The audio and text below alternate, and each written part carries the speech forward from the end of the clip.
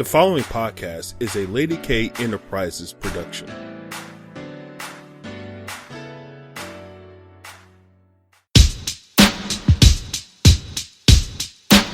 Lady K.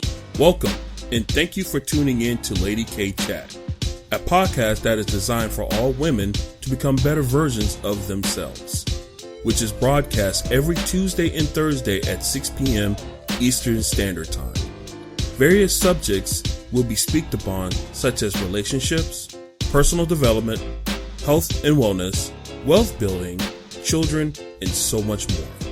She is a two-time Amazon best-selling author, an international speaker, and life coach. She is Kalima, aka Lady K. And now for your host, Lady K. Hello, everyone, and thank you for tuning in today's episode of Health Matters.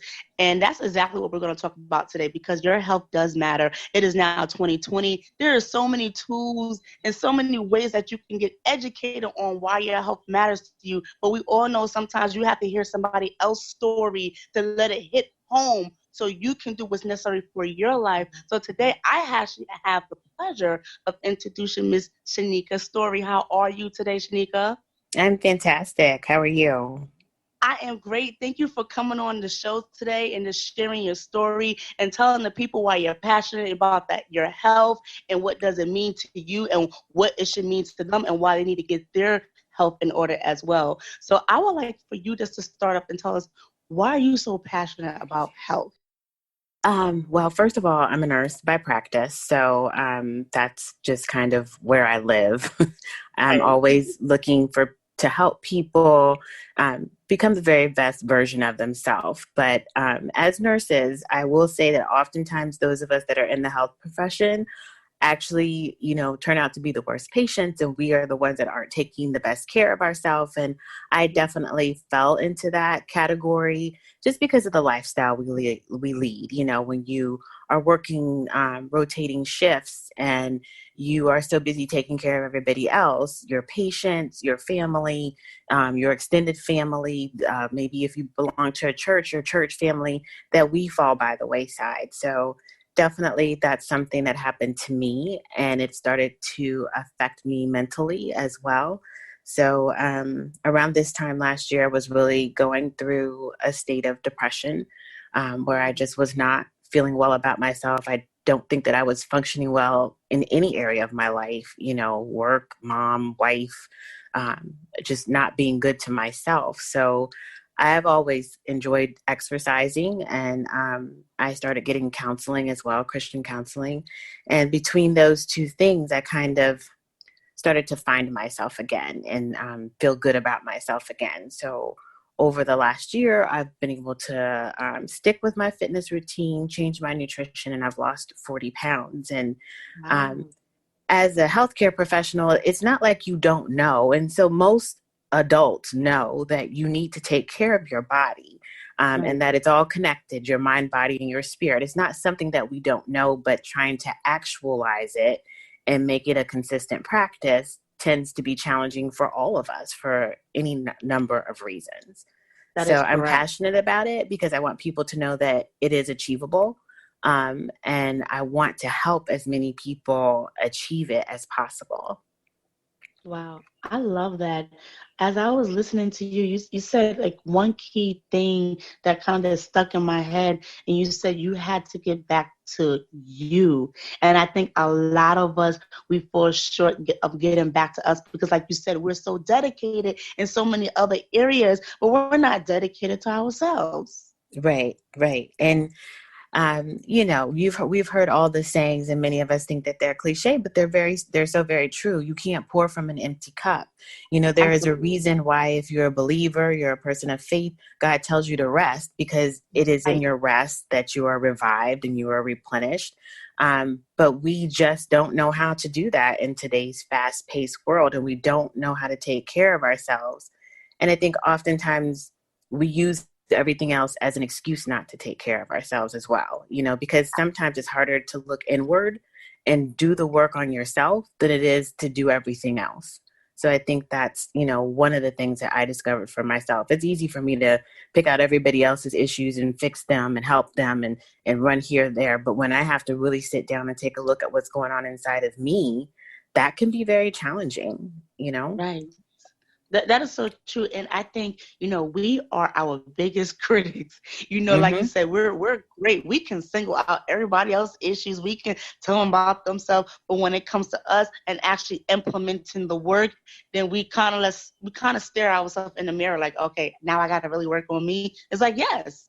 But another thing that you said too that I love, what you tap based on, because I did it myself. You said you realized you saw where you was at, and then you took the initiative and you got counseling. And I'm sorry, like in our African American community, I don't know why still to this day they feel like I can't do counseling. What is the purpose of going to someone else? And a lot of people don't realize sometimes when you do that counseling, and it's not for them to tell you what to do in your life, it's for you to have your aha moment, for you to have your reflections, and again, the things that you need to work on. Would you agree?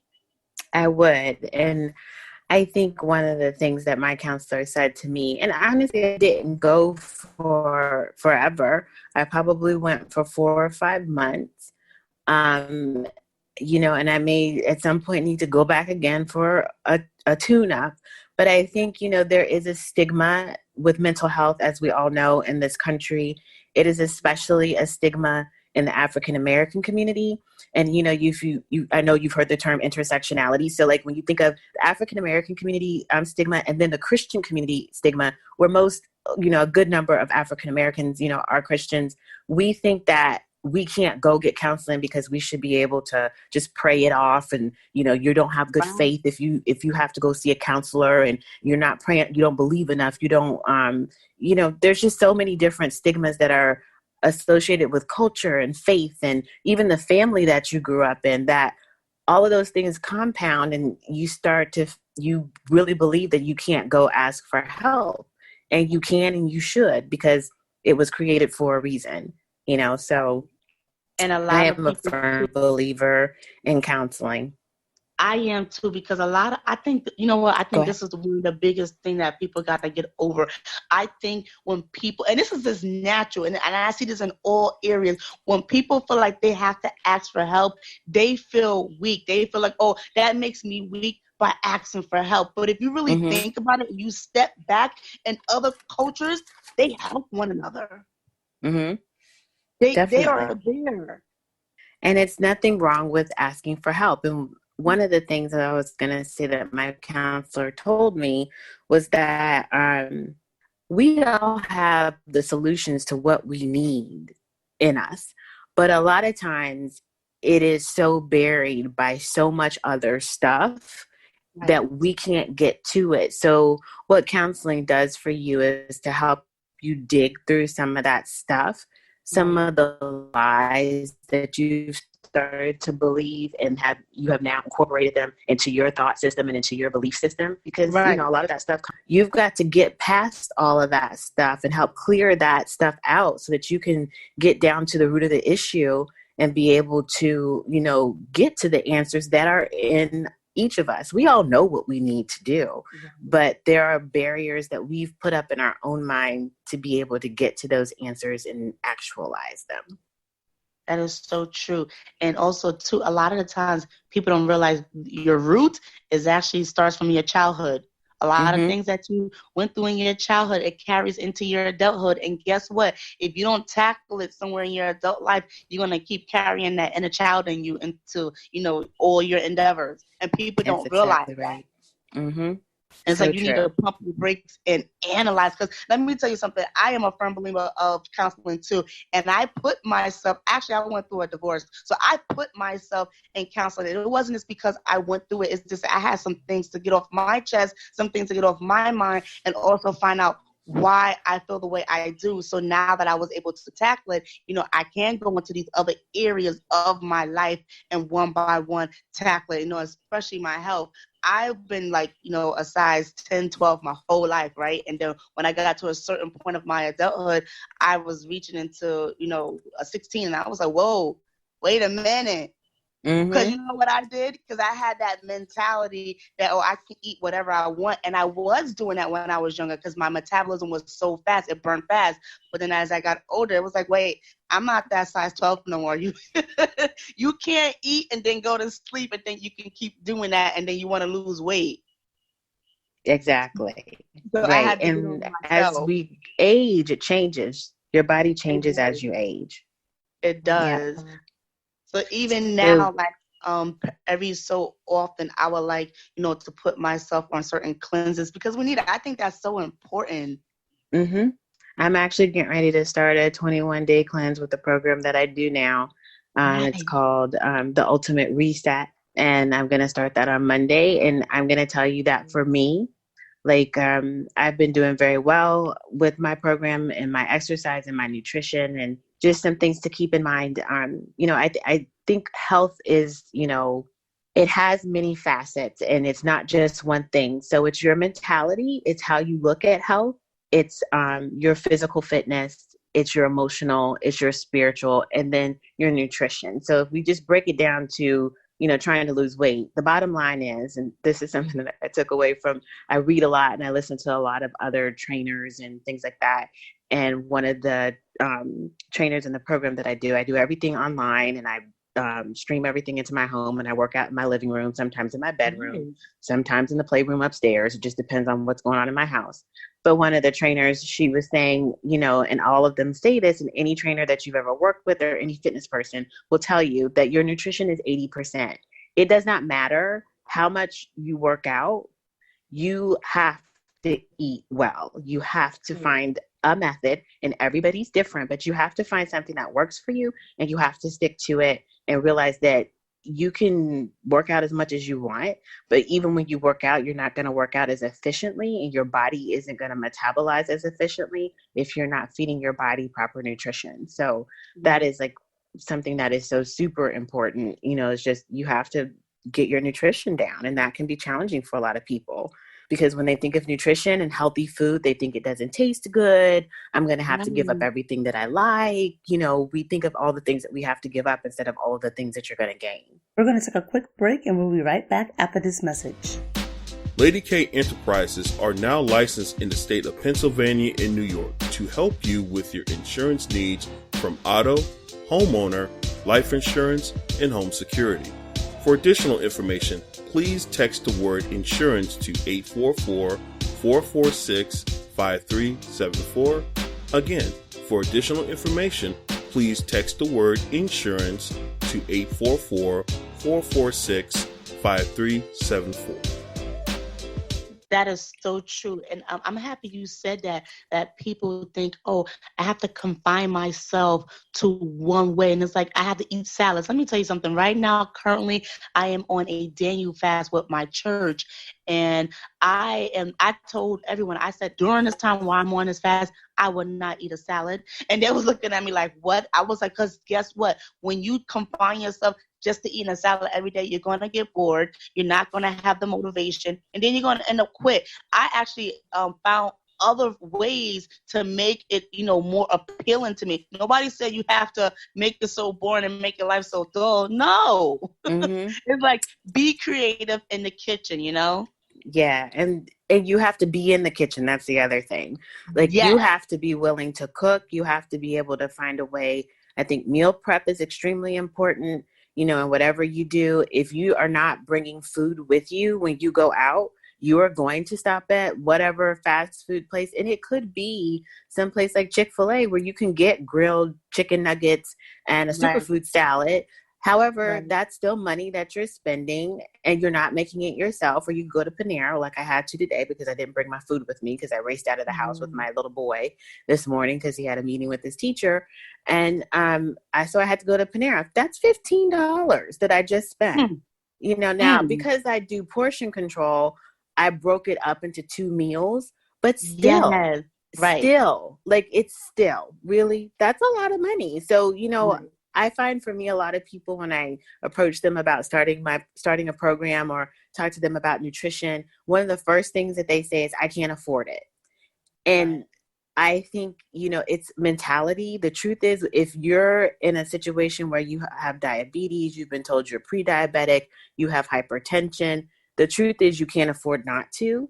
And think of, if you're spending money on a lunch, a breakfast, a Starbucks coffee, you're spending money every day. You are already spending that money. It's being spent. You just have to think about, where do you want to invest your money?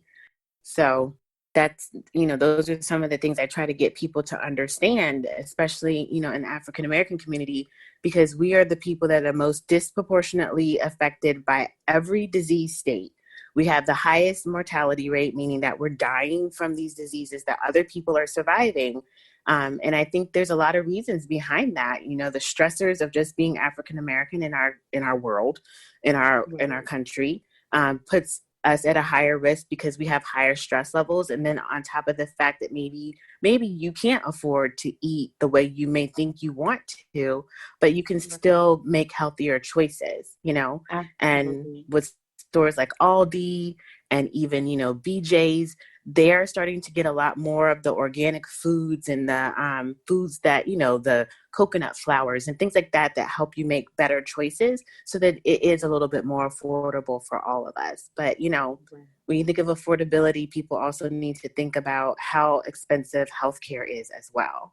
So absolutely, because I used to be in the healthcare industry. I used to actually be on the health insurance side. So I had to deal with providers and I had to deal with, members, calling about their benefits and things like that. And one thing that we did, we stressed the fact of individuals of please go get your annual checkup. And people think, oh, y'all guys are just trying to just save money. But listen, they don't understand the concept behind it. Listen, if you go see your doctor regularly every year and you're in tune, then yes, that's called preventative care. They don't understand preventative care. And, we're trying to educate them. But like you said, their minds are so confined to like, oh, you just want money. It's like, wait a minute, pump your brakes.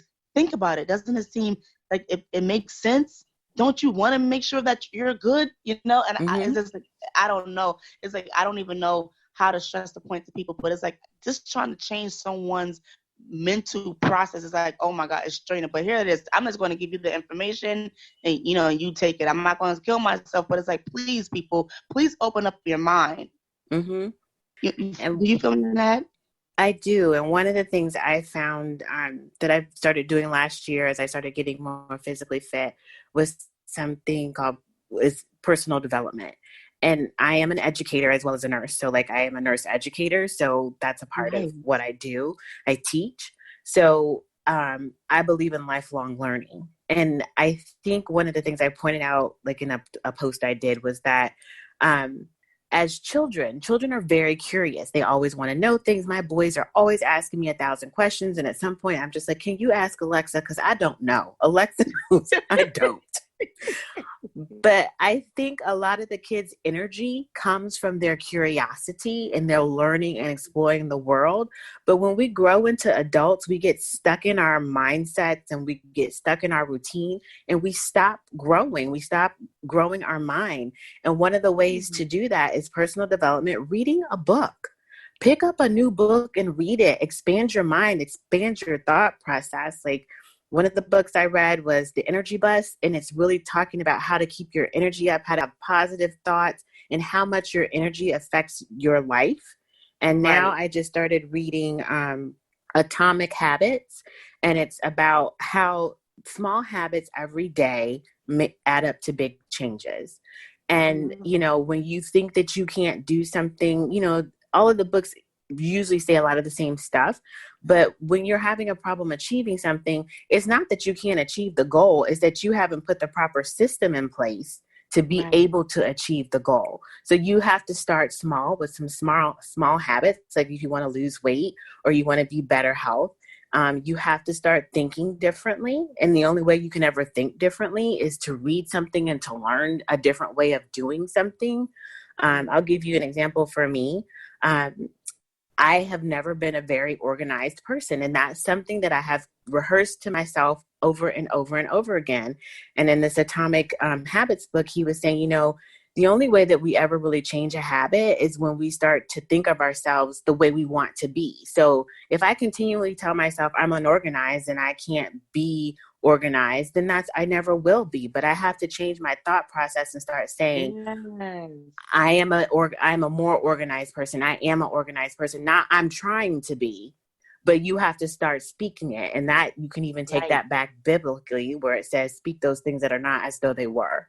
So, you have to learn how to change things a little bit at a time. And that's what I did with my fitness. I just learned from my past mistakes. And instead of jumping in, like, you know how we do right now, it's the resolution systems. Right. It's the resolution season. Everybody's made a resolution. People trying to run to the gym, work out 5 days a week. How are you going to work out 5 days a week when on January 31st, you hadn't worked out in a year? It's not feasible. Right.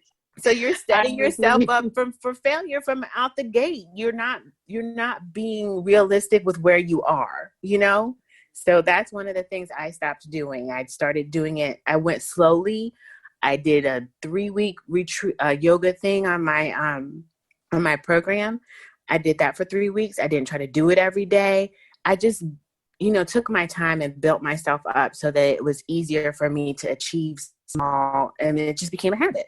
So that's a couple of the things that you can do. Personal development is huge, and really learning how to change your mindset is huge as well. It really is. And you said a mouthful, and I was listening to everything you said, but I kind of want to piggyback and just say 2 more things, and then I'm going to close it out. When you was talking about the personal development and pick up a book, and I wanted to say that my mentor told me a long time too, also turn off the idiot box.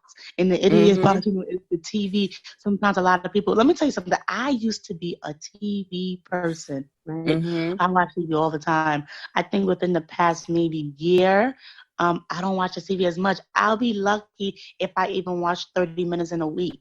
30 That's minutes awesome. in a week. Exactly. So for someone talking about transformation, as Shaneka said, I am that living proof now. I'm not great in all areas, but I am coming along because even in my health, like even though I may not go to the gym, but I'm very big on some of the things that I put in my body. Like, before I used to hate beets. I used to hate quinoa. I used to hate acorn squash, and I love all that stuff now because Me too. I adjusted to my liking, and that's what you got to do. And that's why I said you have to be very creative in the kitchen. When it comes to that part, I am. I understand some people are not. If you're not, then find other ways and means, so it can help you in that area. But I'm just very big on, like you said, changing that mindset because, like you said, God said that I am. You put the I am in front of it, then you can accomplish anything with Him because He is in us. Mm-hmm.